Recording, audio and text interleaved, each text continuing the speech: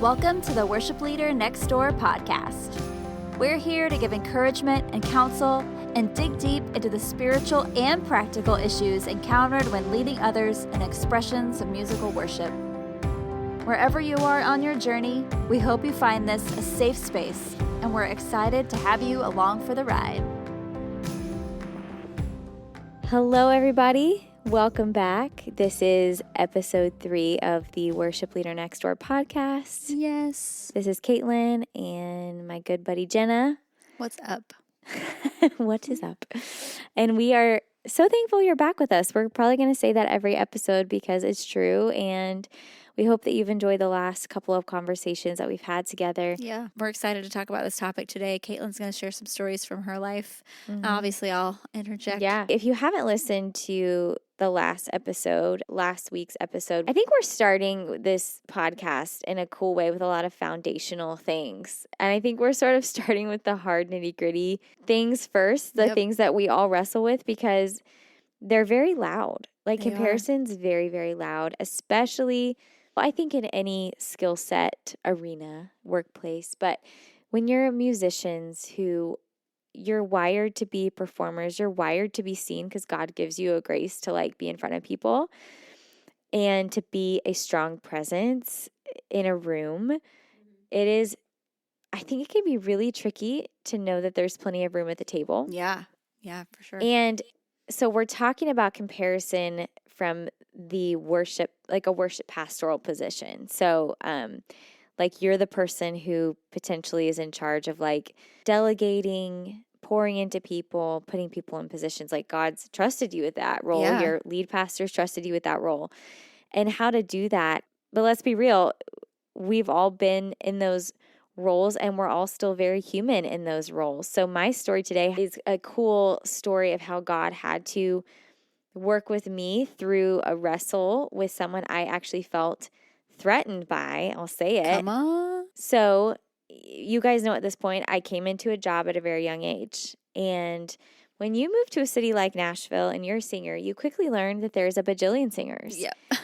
And you are always going to find someone who sings way better than you, or who has such a seasoning about them, or such a way of being on this stage that is so beautiful and like just mesmerizing and all the things. Yeah. It's amazing to be here, but also you've got to like know who you are and be really secure in where God has you, hence comparison. And a part of what I feel like the Lord really does trust us as leaders, and unfortunately I don't think the church grasps this well a lot. I think that there has been this backwards shift, I guess you could call it. Well, I think Christians and people have always struggled with this, actually. We see it in the Bible of leaders struggling to let go of their influence. Oh, yeah. And struggling to highlight the authority of others. There's a safety in feeling like you can control things and you can put people where you want them. And there's a safety in feeling important and feeling like I'm the leader, I'm anointed for this. And I think most of us as leaders don't go into our roles like wanting to be that way or feeling that way, but it becomes a safe little cushion. It becomes a way you can wake up in the morning and go, I feel seen and known and important because I can quantify it in a way. I have a title to go with it. But the caveat is that the Lord is entrusting us to help highlight other people's gifts and to see them and to go, I see that in you.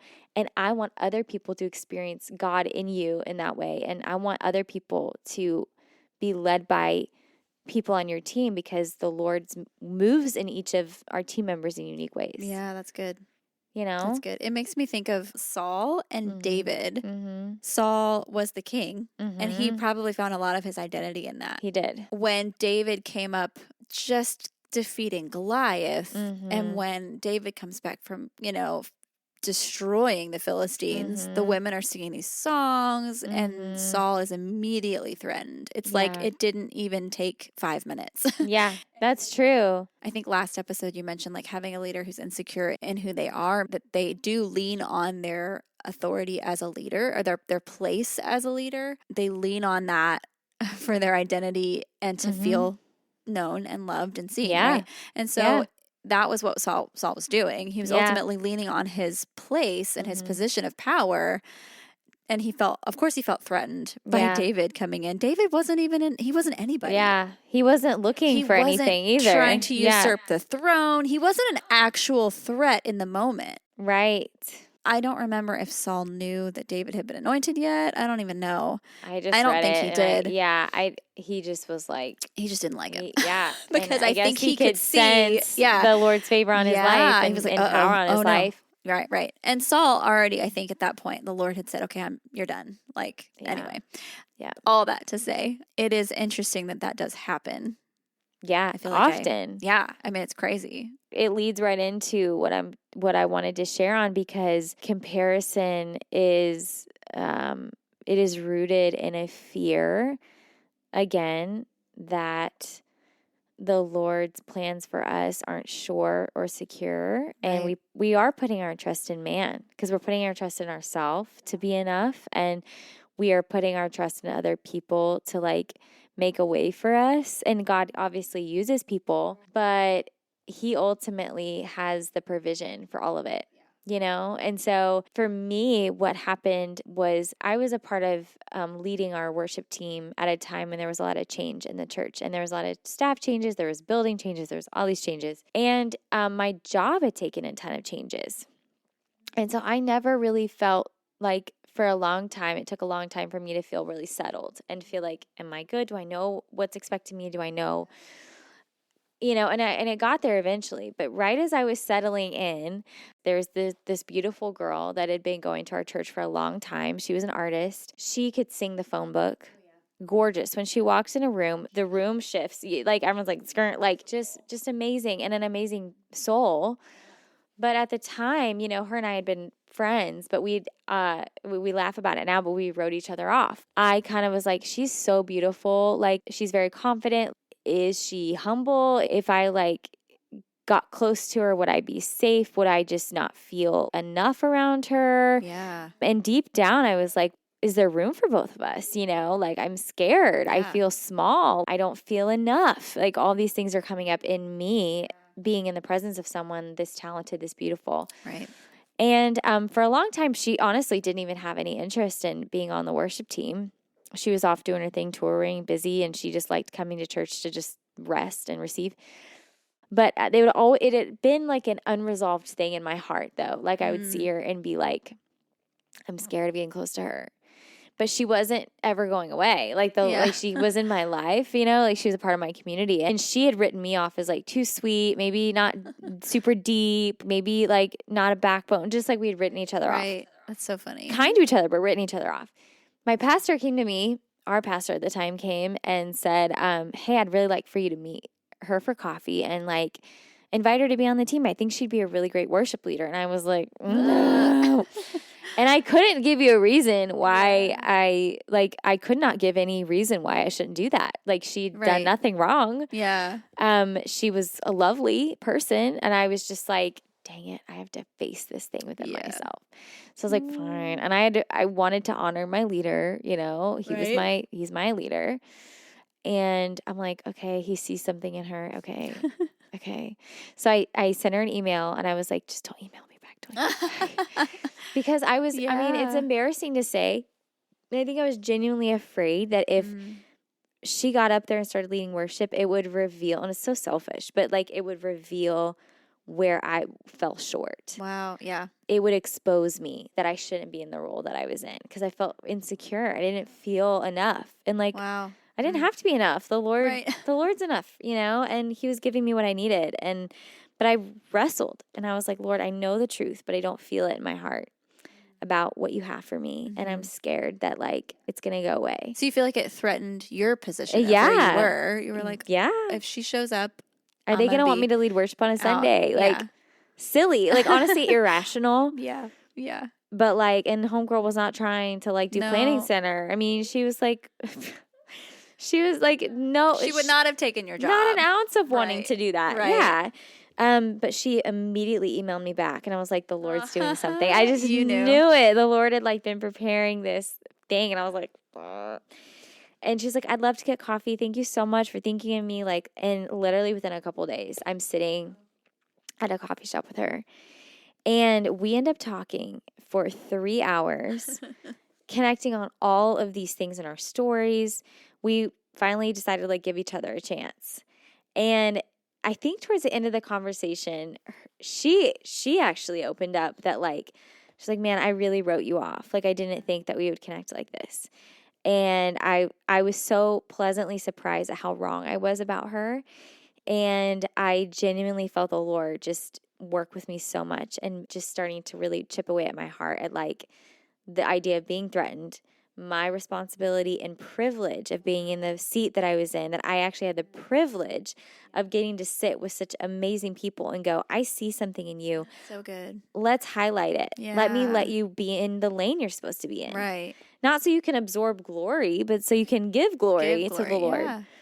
Let me tell you who was the easiest person to lead worship with on a Sunday was that girl. That's so sweet. She ended up being the biggest blessing. It was such a joy. She brought such a peace. She was very calm. And she didn't have this like, she didn't need something from it. She was truly there to like serve. And she didn't need people to like, it was just, she was detached in a really beautiful way.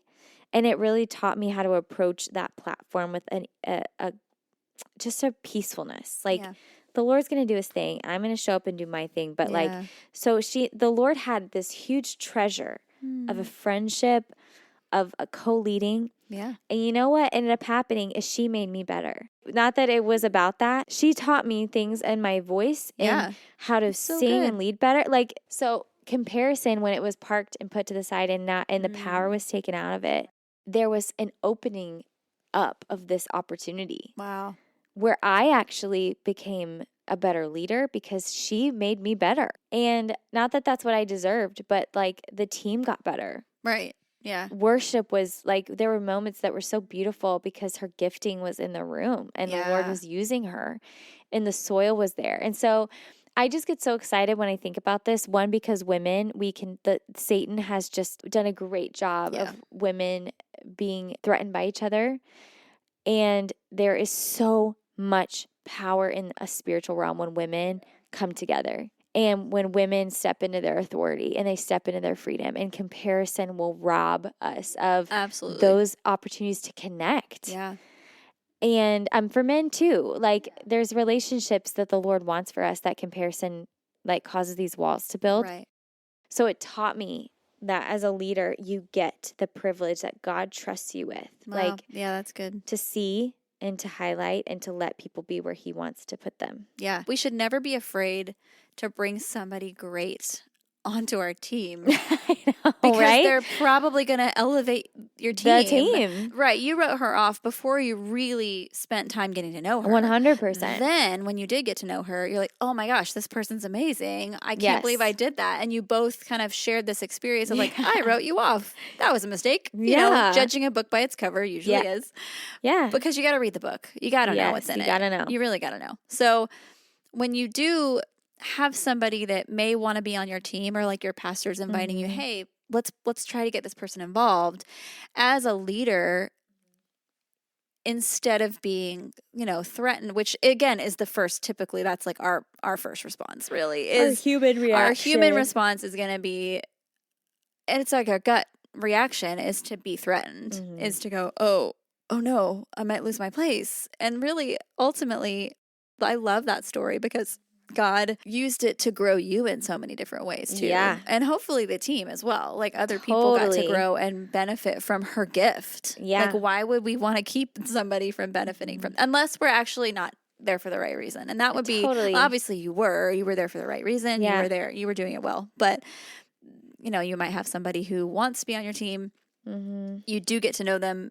You're going to find out really quick what their motives are. I think you're going to see through. You're going to know. Yeah. And so, maybe there's somebody who's really great at it, but you don't want them on your team because they might destroy it from the inside out. Like they might be a bad attitude. They might not really even be a believer. Their character just might not be ready to be ready on a stage for sure. It's different, and that's a different thing. Yeah. But when you do have somebody who is really talented and really good, and then you do get to know them and they're actually really amazing, bring them on. Right. They're gonna so exciting. Be a good addition to the team. Yeah. I I think there is so much wisdom in that. It's like, again, like we said last episode, this episode, it's like if we really knew how much the Lord loved us, we would not be thinking he's trying to like hoodwink us or get us into this situation where it's like, I mean, Satan and fear causes so much irrationality, and comparison is the gateway to that spiral. No, that's so true. Of like, I'm comparing my life. I actually start liking my life less. I'm liking myself less. And then Satan is just like, cool, come over here. And something you said earlier, you were talking about the privilege that it was to lead and to be in that place. I want to say gratitude's the antidote to comparison. Wow. Right? Because if you're looking at other people's lives, you're not being thankful for yours. For your like if you're lot not in life. Yes. Like you said, and then that gives the enemy that moment to go, oh, okay, like let's look at this over here. Like draws your attention away from what God has given you. Yeah. And the gifts he's given you, the place that he may have given you, and you're going to look at other people, you know. Yeah, all you're going to see is I'm being threatened. And exactly. And then you're not going to have like close and you're not gonna have your relationship these with treasure trove of relationships. Absolutely. Yeah. I think proximity helps heal so many things too when you give people a chance, like as a leader. And as a leader, we need to constantly be growing anyways. Right. So I think it's really dangerous when we think we can't learn from the people on our team. That's just silly. That's so just true. So silly. That's so true. And such a bummer because people are such a treasure. They have so much life. Like people come from so many different walks of life. So I would encourage, I had to learn this like the hard way in some ways, like listen to people on your team. Obviously, like the buck stops with you. Yes, God put you there. Like you, at the end of the day, like have to feel peaceful about certain decisions and things like that. I'm not saying lay down and let everyone walk all over you and blah, blah, blah. But like listen and learn from the people on your team. Like God put them there for a reason. Let them contribute, delegate, let people lift up the team. Let people like lead the Bible study. Let people give lead them opportunity. The worship. Give them opportunity because it's going to help you. Right. Not like that's your motive, but like, I mean, it's going to bless you. Right. And bless everyone else. Bless everyone else. That's the goal. That is the goal to like lead them closer to Jesus. Exactly. And that is it. Yeah. That's just the goal. That's it. It's not complicated. Right. It's pretty simple. And it's a joy. It truly, when we let the Holy Spirit free us of that fear. Yeah. It is such a joy as a leader to see people flowing in their gift. Yeah, and to be able to like encourage them in that gift, empowering other people to like, wouldn't you want that? Like if you were them, you know, if you were somebody coming up into a team, like would you want a leader to pour into you? Yes. Not out of fear that you're going to take their job, but out of faith that you're going to be who you're called to be and where you're called to be when you're called to be there. Right. Yeah. I completely agree. And I think that we are in such a privileged position, like we get to be a vessel of like loving people a fraction of how the Lord loves. I think that's the biggest thing I learned from being on staff at my church was, I mean, I had a shift in position so many times that the Lord really taught me about holding things loosely because I had to, but I was always okay, you know? Yeah. And I think comparison just really skews our perspective. It has us hold things tight. Right. It makes us boastful because we're feeling insecure, or it makes us really, really small because we're feeling like we're not enough. There's not balance in comparison. It's like a very slippery slope fast. Yeah. And so, it's a trap and it's very limiting. And I think that I'm just so passionate about it because I've seen how many hours it has robbed me of things, scrolling.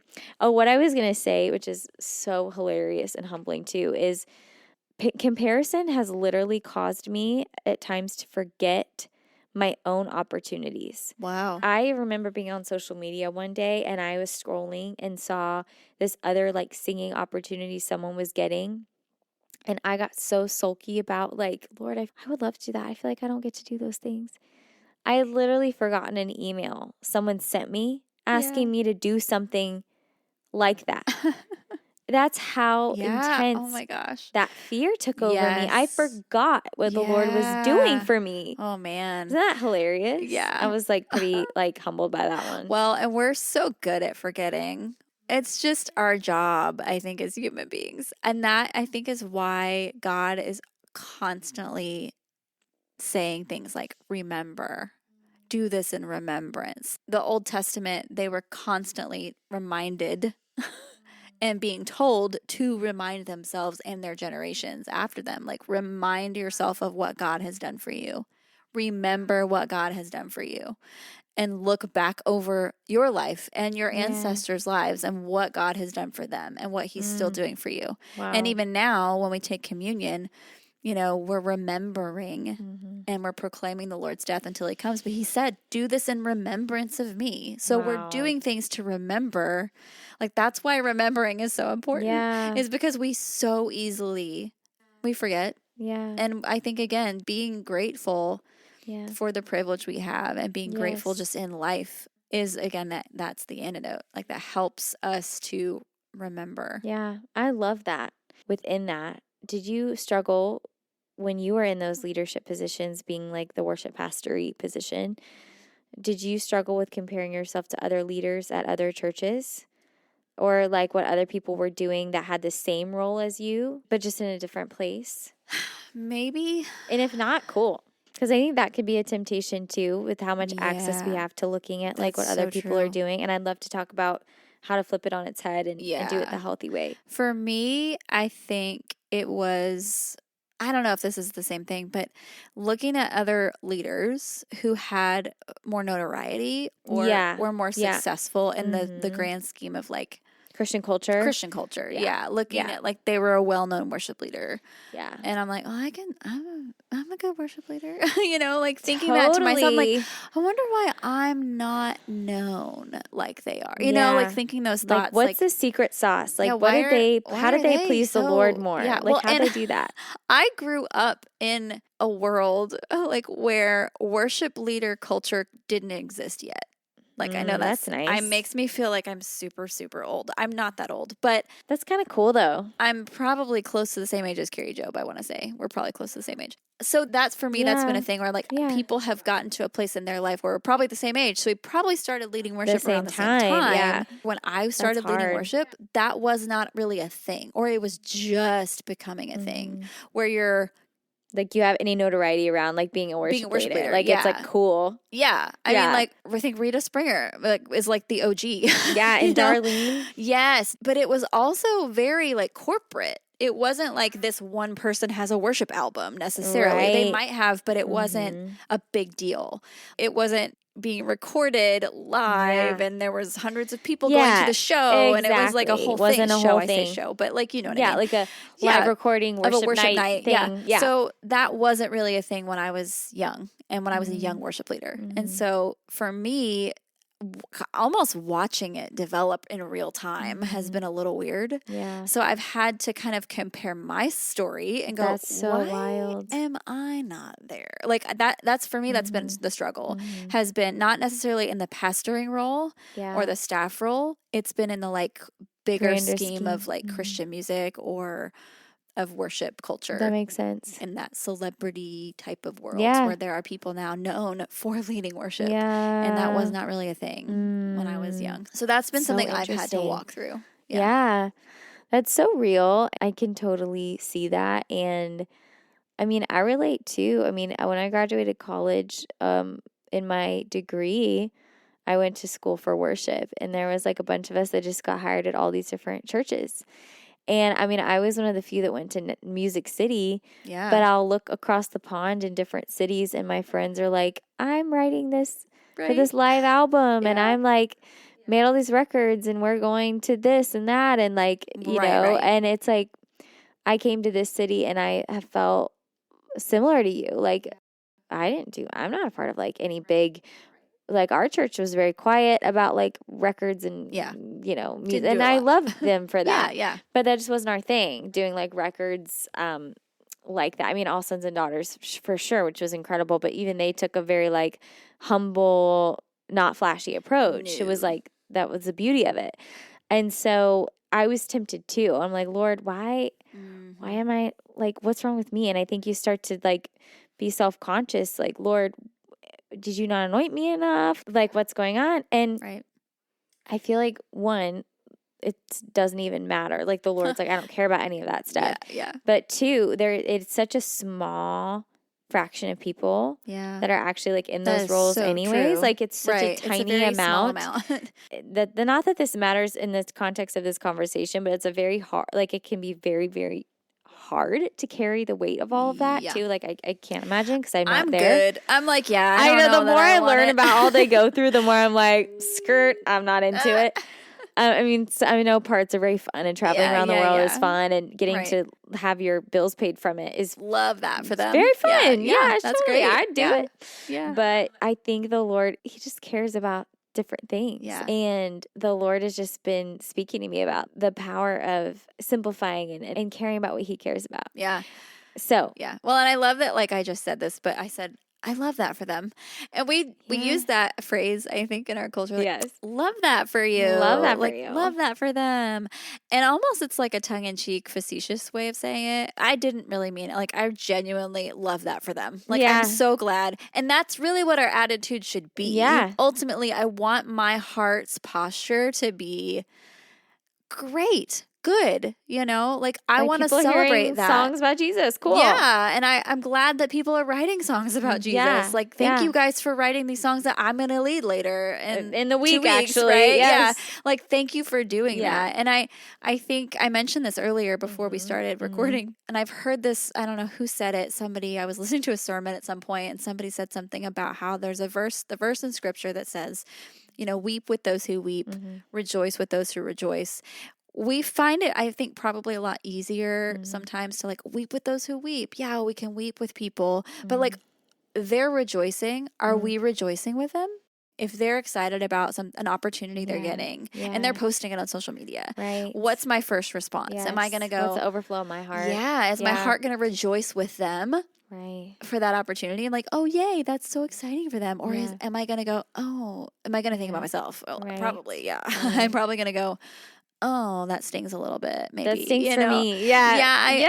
Yes. Sometimes it takes us a minute to get to that point. And I feel like you can say this across the board, not just in worship culture or in worship spaces, but everything. Everything can. Yes. As a single woman, a little older than you. She's single, boys. I am single. I do like boys. They're great. But I thought I'd be married at this point in my life. Like, I absolutely thought I'd be married. And I have wrestled with God on that. And so I've had to watch, talking about comparison, I guess, like taking it out of the worship context, but watching other people get something I desire, I've had to learn how to celebrate with them and how to celebrate them. Yes. Being without that thing that I desire. Oh. You might have a job that you really want this job, and then somebody else gets it. And maybe you know the person, or, totally. You see somebody get a great job when you've been jobless for 6 months. Yeah. Like, you're like, oh, Lord, what is happening? Why am I not getting a job? So it is that delicate balance of just having to trust God with your own life. Trust God with your own life. And trust them with their life, too. Yes, trust Him with their life. Yeah. That is so powerful. And it also brings up this feeling of like, okay, so when we're looking at other people's life, if you're a worship pastor looking at other worship pastors and you're like, man, their team is huge. Man, their team is this. Man, there's that. Like, or looking at your friends getting married and, oh, they must feel so settled and they must feel so taken care of and all the things. And it's interesting because comparison presents to us versions of the truth, but there are little bits of deception in there because Satan has more of a playground in that fear-based thinking. Yeah. And so what I have found that comparison does is feed me half-truths. And then you talk to the married friends and you're like, this is great, but like it's a lot harder than I thought. Yeah. Or you go and you go up close to the mega church and they go, this thing is really challenging for us with the size of our church or the trying to work out the business angles of doing records. You go up to Carrie Job. I don't know her, but I imagine that she's like, sometimes I just want to be home drinking tea with my boys, and just feel like released from certain things, or I feel like I don't have to be perfect in front of everyone, or whatever her thing is. I don't know. Yeah, I don't know. There's got to be something. There's got to be. But it's like when you're in close proximity, right? You see the realities. Like even my husband John was like, it's so funny because he was saying like you've had a really hard few years, which we've had a challenging few years, and with some family things and life things, and he said, but in a very loving way, he was like, your Instagram, you would never know. He's like, it looks like our marriage looks perfect. It looks like everything looks great and our house looks great and all the things. And he's like, not that I mind that. He's like, I know social media is a highlight reel. Yeah. But he's like, it's just interesting. And then if you got to know us, you know, there's a lot of good going on. And also here's the hard. And so truly, no matter what seat that you're in, it's going to come with pros and cons. If you know, we live in a hard world. There's not going to be any, like, everyone has their hard, and you can't really compare them in the end. And we have to just be at peace with that. Absolutely. And again, this comes back to trusting God with our story, trusting God that if you're supposed to be in a leadership role, that really, like, no one can really threaten that if we are abiding in Jesus as best we can. Like, you promoting someone who rocks at playing guitar or singing and leading worship, like, the Lord's going to take care of you. Right. Even if your worst case scenario happened and they took your job. Absolutely. Well, okay. Yeah. The Lord's going to take care of you. He'll take care of you. He'll provide something for you. He'll provide something for you. Right. And that would be hard, but you'd survive it. Right. I'd survive it. Yeah. And I've had some of those situations happen where, like, the quote unquote worst case scenario happened, and the Lord's hand was carrying me and on me, and the things that I didn't get, they weren't for me, and I didn't need them. Yeah. And they actually might be for me later too. It doesn't mean they're never for me. Exactly. Or for you, or marriage is never for you, or whatever. So I think we just want to continue to invite all of you to a freedom as a leader to enjoy your people. Yeah. Enjoy them. Yeah. Enjoy the ones who are stallions who can run. Right. Because also it's nice when not everything falls on your shoulders. If you have a strong, vibrant, healthy team, you can go on that beach trip and know that the Lord's going to move in the house of the Lord. That's right. And on a Sunday, and you can be vibing at the beach once a year or twice a year with your family because you've delegated well. Like, imagine what opens up to us as leaders when we aren't doing it alone, which is not healthy. Well, we're not meant to. Yeah, for sure. Right. And you want to bring people onto your team who are going to, who you can trust ultimately to lead well. That you can know you can hand it off to, and they're going to lead people. You want good people on your team. You want good people on your team. Yeah. Don't be threatened. Why would you resist it? Yeah. But it is an easy thing to do because it is our first kind of reaction is to be, unfortunately. It's to self-protect. It is. Yeah. It's to be feel threatened, I think. There's no shame, and we're all there with you. Working it out. Absolutely. Yeah. Man, anything God asks you to do is His goal is relationship. His goal is for us to be the freest, most whole versions of ourselves. So if you're going through a transition right now in leadership, if you're maybe feeling hidden as a leader, or God's asking you to step down, maybe He's asking you to step up. Whatever He's doing, He's got it, and He can help you through the messy. He can work with you through this wrestle of feeling threatened. But don't isolate from the Lord. Don't isolate from people. And don't let this thing eat at you, because it causes leaders to make really, really poor choices. And I've seen really terrible things happen when in leadership, when they feel threatened. And absolutely. when it's gross, and it brings out the worst in us. Yep.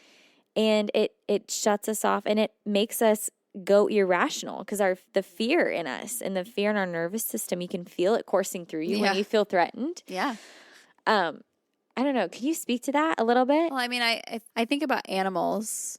An animal that knows it's safe is typically easier to entreat. It's easier to care for them or pet them or interact with that animal. Yeah. But an animal that's threatened, it's going to do something to hurt you. Yeah. If it feels threatened, it will hurt you. Yeah. And so when we are threatened, when we feel threatened, or when we allow that to kind of bubble up and gives birth to something else, like we're going to hurt people. Right. And so it's super important to take your temperature, like all the time. Like make sure that number one, like you're being led by the Holy Spirit, that you're interacting with him in a way that is close and is personal and is intimate, that you're like right there, like your BFF, like you have to ask him for help, and he has to be in you, living and breathing in you to like help you do that. Yeah. You cannot do it without him. Like we cannot live the Christian life without him. That's why he's here. That's why he lives in us, and we walk in step with him so that we don't hurt other people because we're good at that. Yeah. That's what we're real good at. Sure. So I think about, again, bringing it back to Saul and David. It's like, Saul tried to kill him. Like he literally went crazy over it. Cocoa Puffs, he, right? Cuckoo. He went Looney Tunes. He did. And you look at that and you're like, man, David didn't do anything. Like he didn't deserve the treatment that he got from Saul. No. But Saul was threatened, so he attacked him. He went cuckoo. He did. So the it's fear like, okay, drove him. It did. I think, it will. To literally be super irrational. Absolutely. And then he had authority, so he abused. can harness it. He abused it. Yeah, he abused his power. Totally abused his to power. try to destroy David. Right. And then, I mean, obviously, like David wasn't perfect. For sure. But his heart was postured correctly towards the Lord. Yeah, he was leaning towards the Lord at all times. He was after God's heart. That's what he wanted. He wrestled through it. He tried. Yeah. So even when he sinned, he repented. He wasn't stubborn like Saul. Like he was just a different kid. He didn't was a different harden guy. Before the Lord. When he asked God to help him stay soft. Exactly. Yeah. We see that in the Psalms, like the drama rama. Yeah. But it's real. It is. I love that. You bring up a really good point because we see how comparison in the Bible led to literally cuckoo. Yeah. Like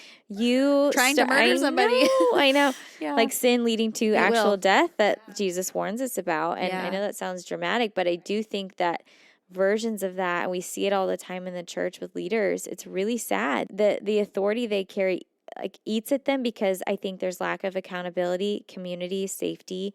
Right. Obviously an intimacy with the Lord, rest. And then humility. Rest and humility for sure. Humility, knowing like I can't be a superhuman and that's actually totally great and wonderful that I can't. Right. So we would just encourage you guys, like, one, don't isolate. If you're feeling threatened in comparison, like I'm praying, I know it can be tough being the pastor to find safe friends, but you need them. You need to ask the Lord, who is my running buddy, who is not someone I'm leading necessarily, who can, if you are, who can step into a friend role with you and like, and shoulder those wrestles with you. And even if it's somebody out of state, potentially, like if it's a friend across the country or somewhere, it doesn't have to be like sometimes, having more removed voices. Right. That can be helpful because they may not know unbiased. The person you're talking about. They don't know the situation necessarily, but you can share, hey, I'm struggling with this. Yeah.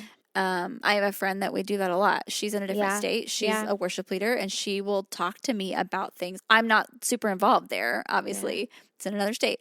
But she will talk to me about things there that are happening that she's dealing with because it's a place that she can go that's safe where I'm not going to talk to those people tomorrow or Sunday. Like I'm not in that community. So it also can be helpful, I think, to find people who are outside of it as well. I love that. Who can speak into it from an outside perspective. From a healthy perspective. Right. Yeah. I love that. And I think that that's a really valuable insight of like leaning into others to help you see when fear and comparison is starting to eat away at us, because I think it can be very subtle, very slow, very small increments at a time. Then all of a sudden you're swimming in it. Right. And so we need people to love us through it. Yeah. To help us separate ourselves from the wrestle of comparison and knowing that's not our identity. We are loved by God. He is for us, and we can separate ourselves from that fear and from that. That's not our identity. Right. We don't have to be swallowed up by it. It's a part of being human. And to not let shame swallow us whole. Or the flip side, letting pride tell us that, oh, it's not doing anything. Oh, I don't need to confess that. Oh, I don't need accountability for that. I'm good. I'm good. Yeah, I got this. I got this. Famous last words. Oh, yeah. So I'm preaching to myself if I'm ever in those roles again of like continuing to just let myself be human and to ask the Holy Spirit to be what I'm not supposed to be. And how freeing is that? And then so good. Moving in step with the Spirit, you are going to have so much more fun being a leader. You're going to enjoy your people. You're going to be able to see them the way God sees them. Yes. Yeah. And how fulfilling to like partner with the Lord and raising up people. Yeah, people. Yeah, it's so fun. It really is. What an honor. What an honor to get to be that person that raises somebody up, that gets to build them up and like help them grow. It's really something, and it helps spectacular. You too. It definitely helps you grow as well. Yes. Yeah, we're all reaching for the next rung together. Yeah.